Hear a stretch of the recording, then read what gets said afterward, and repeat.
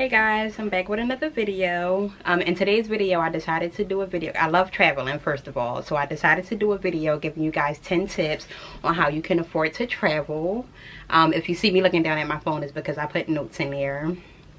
So tip number 1 is to open up a savings account. I actually did the same thing, and you can pretty much put however much money you want to in a specific savings account. And I like to do that because I like to keep my bills and my saving and my spending money separate than my actual vacation money. So whether you put $25 a week or however much you decide to put, it's up to you. But $25 a week is good because that's $100 a month, $1,200 or so a year. You can put a little bit more if you want to like save for spending money as well. But that's tip number 1. Tip number 2 is to plan in advance. I actually love planning in advance. You don't have to like book far in advance, but like just plan, do your research, like research locations you want to go to, the area in which you want to stay, and the location that you're at.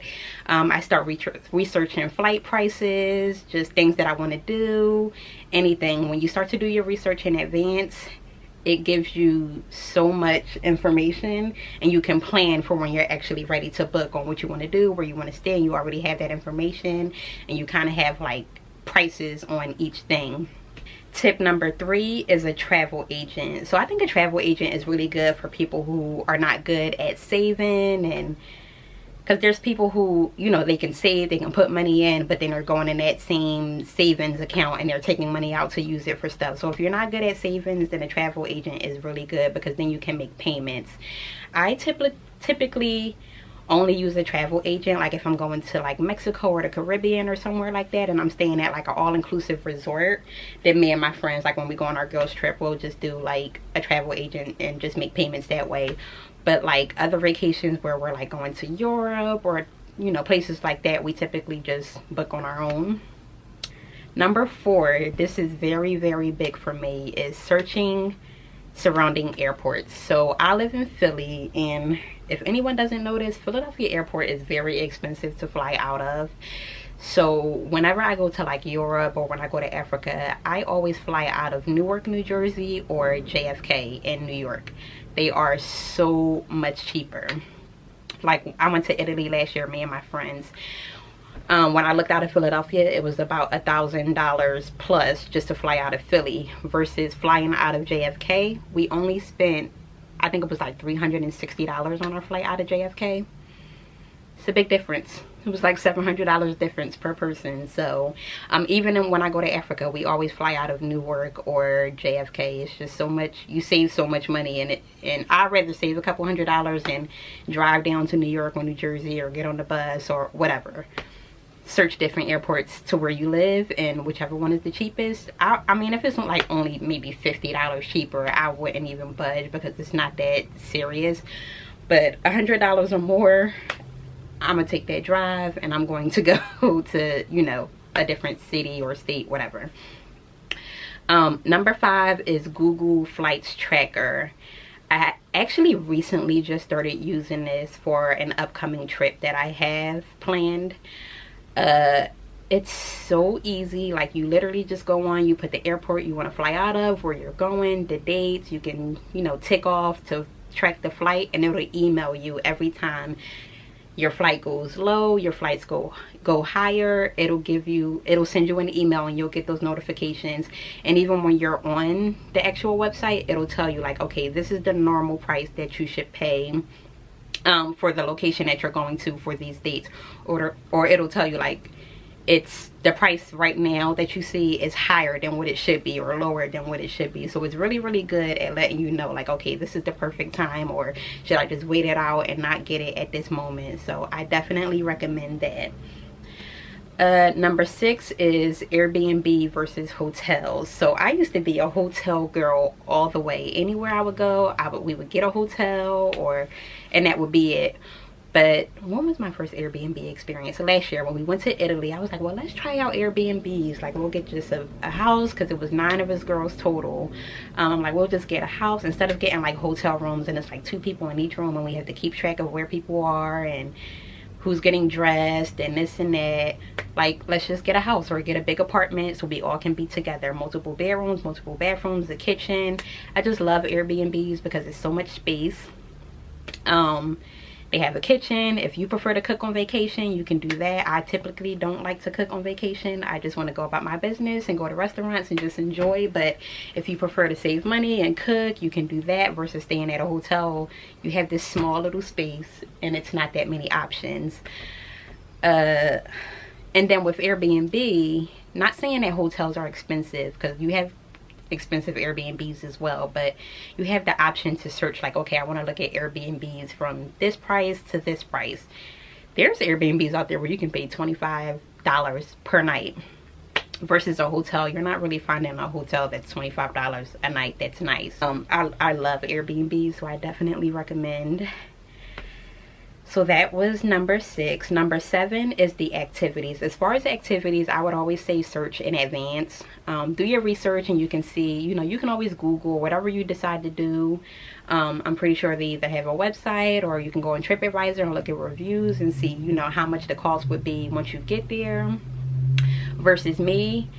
So I pretty much do like half and half. Like some activities I'll pay for when I actually get to my destination, and then some activities I like to, purchase beforehand, whether it's on the actual, the activity specific website, because a lot of times they'll have a discount for purchasing in advance, or like Expedia. I use Expedia for activities. They have really good activities and prices for those activities, as well as Groupon.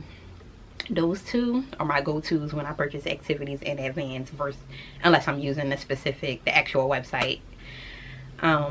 Yeah, so that's a good one. Number 8 is the time of year that you go. The time of year that you travel, it really makes a difference.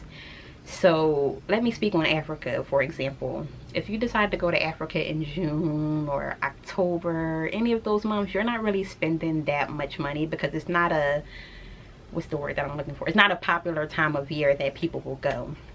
Versus going in December. Now that's a popular time. When I went to Africa I went December 2018.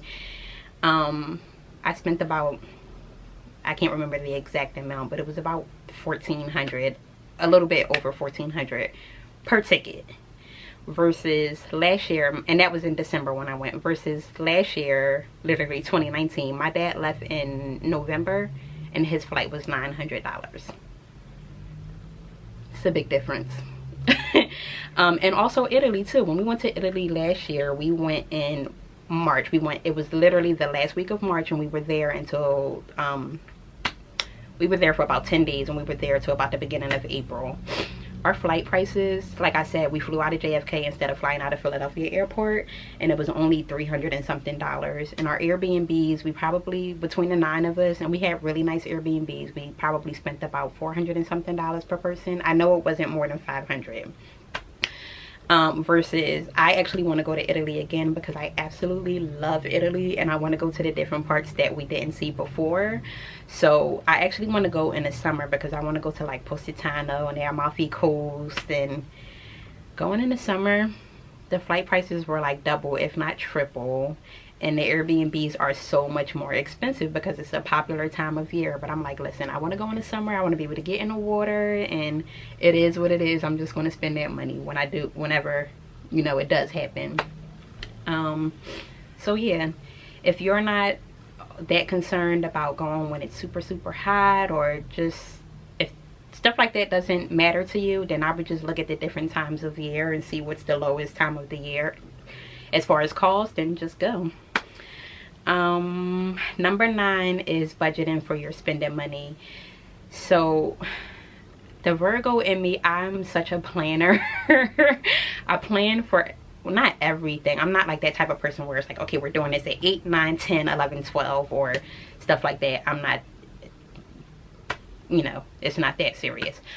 But I like to budget for, like, spending money, so at least everyone kind of has an idea of like how much money they should bring at minimum. And then if you want to go above and beyond and bring more, you can, whatever.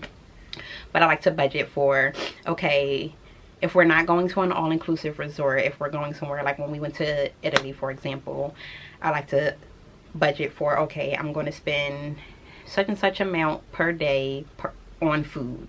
So I'll have that budget, like, okay, if I'm spending $100 a day on food or $50 a day on food, I have that money for however times that by however many days I'm going to be there. Activities, taxis or public transportation, shopping, the spot, just anything, like just budget for, you know, your spending money. I think it's a good idea. Number 10, last but not least, is changing over your money. So when I go to like the Caribbean, Mexico, Jamaica, like when I went to those places, I didn't change over my money because I didn't feel like it was necessary. Why change over my money and pay to change over my money when they take the dollar? So I left my money as is. But for countries that they don't accept the US dollar, like Europe and Africa, when you're going somewhere, they don't take the US dollar as payment. You have to have that country's currency. I would suggest just like shopping around before you just like, don't change your money over at the airport because it's so expensive. So of course, if you obviously go somewhere and you might need money for a taxi or something like that, then change over a little bit of money at the airport. But the rest of your money, I would change over at like a local place, because you'll get more for your dollar as well. One thing that I did notice is when I went to London and Paris in 2018, and Travelex is like the foreign currency exchange place that you'll see in the airports, and they actually have locations outside of the airport. So I was going to order online to like change over my money, and I was like, okay, there was a place not too far from my job, so I was like, okay, instead of ordering it online, I'll just go on my lunch break, go exchange it. So when I got there, they were, for the same amount of money that I were going to give them, like when I did the conversion online, they were going to give me less euros and less pounds. And I'm like, well, why is that?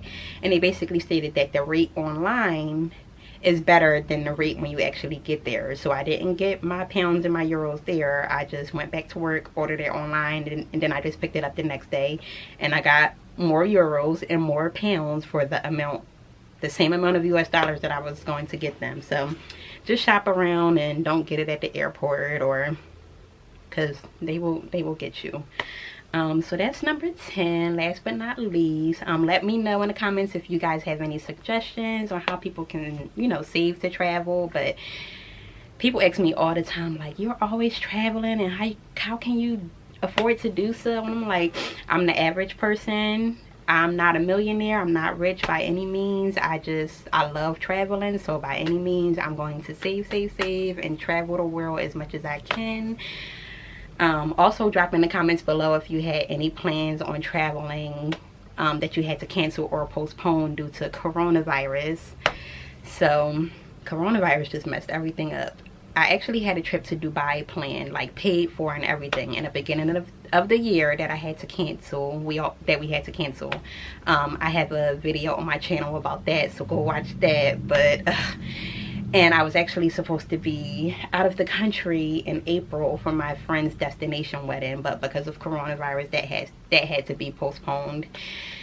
And I have other trips this year. Not that, I just don't know where we stand right now, but I'm just praying to God that everything will be over soon, and everybody can go on with the rest of their lives and stop this misery. But like, comment, and subscribe, and I'm going to try to be more consistent. I was supposed to have a lot of travel vlogs for you guys on my channel, like I said, but life happened. So drop in the comments below if you have any video ideas that you want me to put out as well.